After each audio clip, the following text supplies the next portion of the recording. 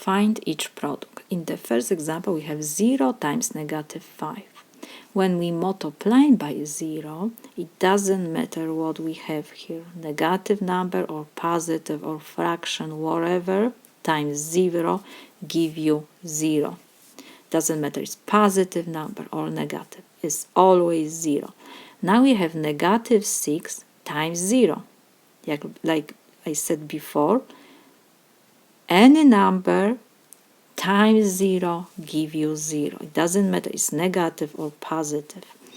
And here what we have? We have multiplication, and one of these numbers is 0. It means that the product will be 0. You don't have to calculate 100 times 5, negative 100 times 5. It doesn't matter.